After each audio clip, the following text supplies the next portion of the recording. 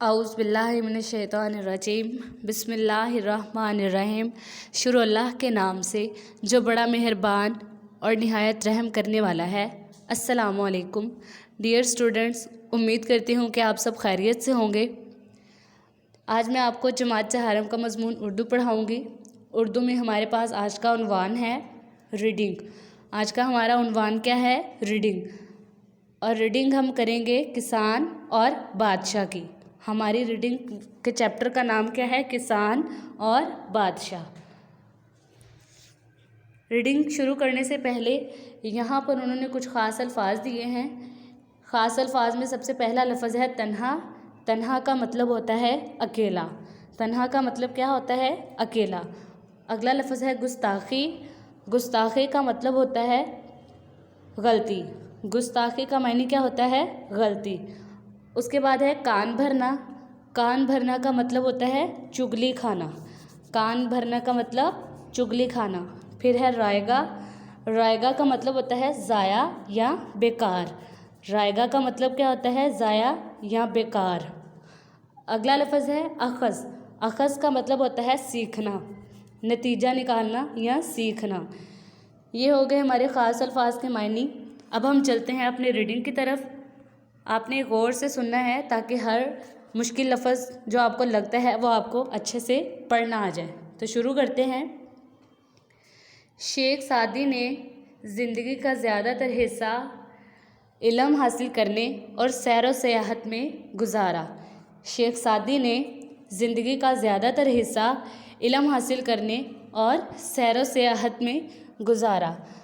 गुलिस्तान और बोस्तान इनकी मशहूर किताबें हैं। गुलिस्तान और बोस्तान इनकी दो मशहूर किताबें हैं। हिकायात इन वाक़यात को कहते हैं जो किसी शख्सियत ने अपने इल्म, तजुर्बे और अमल से अख़ज़ किए हों। हिकायात इन वाक़यात को कहते हैं जो किसी शख्स ने अपने इल्म, तजर्बे और अमल से अख़ज़ किए हों। हिकायात से लोग दानाई की बातें सीखते हैं। शेख सादी बोस्तान में फरमाते हैं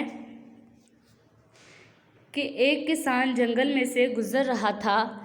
शदीद बारिश की वजह से पूरे जंगल में बहुत कीचड़ थी। एक किसान जंगल से गुज़र रहा था। शदीद बारिश की वजह से पूरे जंगल में बहुत कीचड़ थी। जंगल में से गुज़रते हुए किसान का गधा कीचड़ में फंस गया। जंगल से गुज़रते हुए किसान का गधा कीचड़ में फंस गया। उसने गधे को कीचड़ से निकालने के लिए तनहा बहुत कोशिश की, मगर सब रायगा गया। उसने गधे को कीचड़ से निकालने की तनहा बहुत कोशिश की, मगर सब रायगा गया, यानी सब बेकार गया। किसान कुछ समझ नहीं पा रहा था कि वो क्या करे। किसान कुछ समझ नहीं पा रहा था कि वो क्या करे। कभी कभी जब इंसान को कुछ समझ नहीं आता तो वो अपना गुस्सा बिला वजह दूसरों पर निकालता है। कभी कभी जब इंसान को कुछ समझ नहीं आता तो वो अपना गुस्सा बिला वजह दूसरों पर निकालता है। इसी तरह सारी रात किसान परेशानी के आलम में सब जानने वालों को बहुत बुरा भला कहता रहा। आगे चलते हैं। उसकी ज़ुबान से न दुश्मन बचा, न दोस्त, और ना ही बादशाह, क्योंकि जंगल बादशाह की सल्तनत का हिस्सा था। उसकी ज़ुबान से न दुश्मन बचा, न दोस्त, और ना ही बादशाह, क्योंकि जंगल बादशाह की सल्तनत का हिस्सा था। इत्तफ़ाक़न बादशाह का अपने ग़ुलामों के साथ जंगल से गुज़र हुआ। सब ने सुना कि एक किसान बादशाह को बुरा भला कह रहा है। इत्तफ़ाक़न बादशाह का अपने ग़ुलामों के साथ जंगल से गुज़र हुआ। सब ने सुना कि एक किसान बादशाह को बुरा भला कह रहा है। अचानक किसान की नज़र बादशाह पर पड़ी। वो बहुत परेशान हुआ कि बादशाह ने सब कुछ सुन लिया है, अब इसका इंजाम बहुत बुरा होगा। अचानक किसान की नज़र बादशाह पर पड़ी। वो बहुत परेशान हुआ कि बादशाह ने सब कुछ सुन लिया है, अब उसका इंजाम बहुत बुरा होगा। उसी वक्त ग़ुलामों ने बादशाह के कान भरना शुरू कर दिए। एक बोला, ए बादशाह, इस शख्स की गर्दन तलवार से उड़ा दी जाए क्योंकि इसने आपकी शान में गुस्ताखी की है। एक बोला कि ए बादशाह, इस शख्स की गर्दन तलवार से उड़ा दी जाए क्योंकि इसने आपकी शान में गुस्ताखी की है। दूसरा गुलाम बोला, ए बादशाह, इसको कैद खाने में डाल दिया जाए क्योंकि इसने ना सिर्फ आपको बुरा भला कहा बल्कि आपके ख़ानदान की बुराई भी की है। दूसरा क्या बोला कि ए बादशाह, इसको कैद खाने में डाल दिया जाए क्योंकि इसने ना सिर्फ आपको बुरा भला कहा बल्कि आपके ख़ानदान की भी बुराई की है।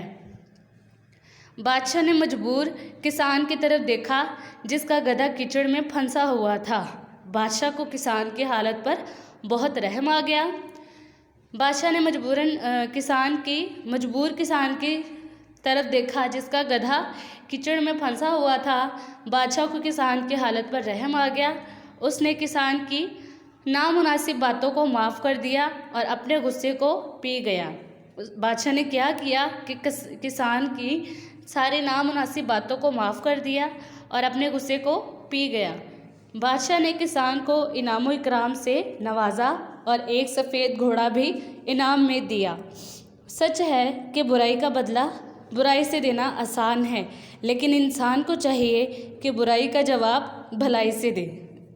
इस कहानी का नतीजा क्या है कि अगर कोई बुराई करता है तो उसका इंजाम क्या देना चाहिए? अच्छाई के साथ। ये नहीं करना चाहिए कि उसके साथ हम बदला लें या उसके साथ हम कुछ बुरा भला करें, बल्कि उसके साथ अच्छाई करके उसको अच्छा सिला देना चाहिए। उम्मीद करती हूँ कि इस रीडिंग की आपको अच्छे से समझ आई होगी। आगे मुलाकात होगी एक नए उन्वान के साथ। तब तक के लिए अल्लाह हाफिज़।